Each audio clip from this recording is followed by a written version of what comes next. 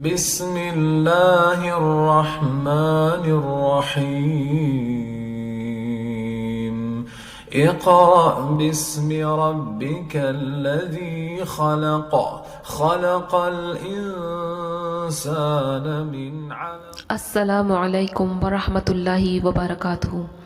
آج میں جس شخصیت کے بارے میں آپ کو بتانے والی ہوں وہ ہے فاروق اعظم عمر ابن الخطاب رضی اللہ تعالیٰ عنہ، انبیاء کی جماعت اور امت کے سب سے افضل انسان ابو بکر صدیق رضی اللہ تعالیٰ عنہ کے بعد اسلام کے دوسرے خلفائے راشدین۔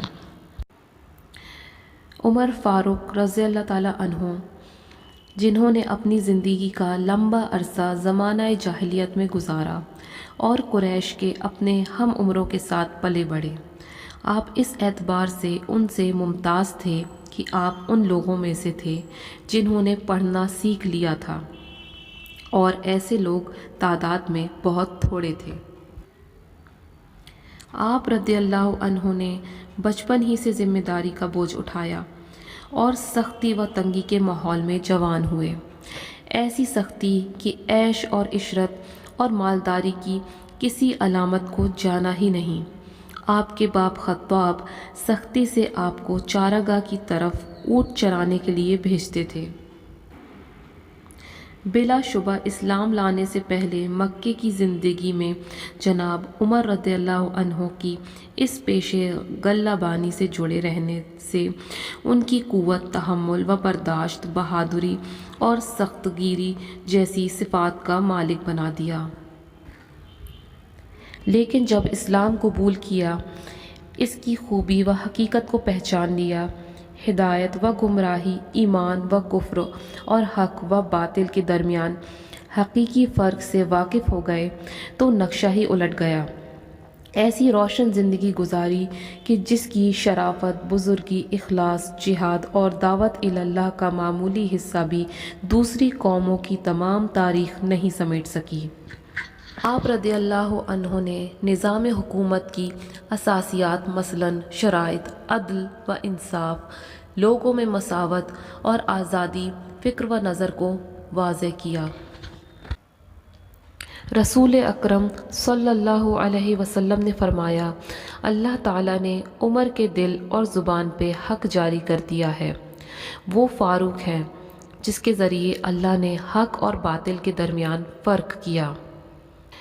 عمر بن خطاب رضی اللہ عنہ فرمایا کرتے تھے کہ اللہ تعالیٰ اپنے بندوں کو ان چیزوں سے آزماتا ہے جو ان کی مرضی اور پسند کے خلاف ہوتی ہیں، تاکہ لوگوں کی حقیقت سامنے آ جائے اور یہ واضح ہو جائے کہ ان میں کون شخص اللہ کی قضا و قدر سے راضی ہے اور ظاہر و باطن میں اس کے سامنے سرگو ہے، تاکہ وہ خلافت، امامت اور سیاست کے لائق ہو جائے، اور کون شخص ہے جو اللہ کی قضا و قدر سے خفا اور ناراض ہوتا ہے، لہٰذا اس کی کوئی حیثیت نہیں اور وہ کسی ذمہ داری کا اہل نہیں ہے۔ آسمان نے 22 لاکھ مربع میل کا ایک ایسا بھی حکمران دیکھا جس کے کپڑوں پر 17 پیبند لگے ہوئے تھے۔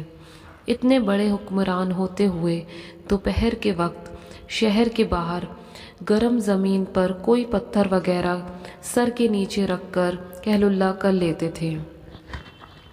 شاعر نہیں تھے پر اشعار پسند کرتے تھے۔ واشنگٹن ارونگ، جو امریکہ کے 19 سینچری کے famous short story writer, biographer, historian اور ڈپلومیٹ تھے، انہوں نے اپنی کتاب محمد اور ان کے خلفاء میں لکھا ہے، عمر رضی اللہ عنہ کی اول تا آخر پوری زندگی اس بات کی دلیل ہے کہ آپ بڑی ذہنی صلاحیتوں کے مالک تھے، استقامت و عدالت پر سختی سے کاربند تھے۔ آپ نے اسلامی سلطنت کی بنیاد رکھی، نبی کریم صلی اللہ علیہ وسلم کی تمناؤں کو پورا کیا اور مستحکم انداز میں انہیں نافذ کیا۔ ابو بکر صدیق رضی اللہ عنہ کی مختصر سی مدت خلافت میں اپنے مشورے اور نصیحتوں سے ان کی تائید کی اور اسلامی سلطنت کی زیر نگی تمام مفتوحہ ممالک میں کامیاب اور پرحکمت نظام کے لیے نہایت مضبوط اصول واضح کیے۔ برطانوی دائرۃ المعارف کی شہادت ہے کہ عمر رضی اللہ عنہ عقل مند اور دور اندیش حاکم تھے۔ آپ نے اسلام کے لیے بہت عظیم خدمات انجام دی ہیں۔ یہ تھی کچھ چند مختصر سی باتیں عمر بن خطاب رضی اللہ تعالیٰ عنہ کی شخصیت سے متعلق۔ ہم بہت خوش قسمت ہیں کہ اللہ نے ہمیں محمد صلی اللہ علیہ وسلم کا امتی بنایا اور ان کے صحابہ اکرام رضی اللہ عنہم جیسی عظیم شخصیتوں کے ذریعے ہماری رہنمائی کی۔ اللہ ہم سب کو ان کے نقش قدم پر چلنے کی توفیق عطا فرمائے، آمین۔ السلام علیکم ورحمۃ اللہ وبرکاتہ۔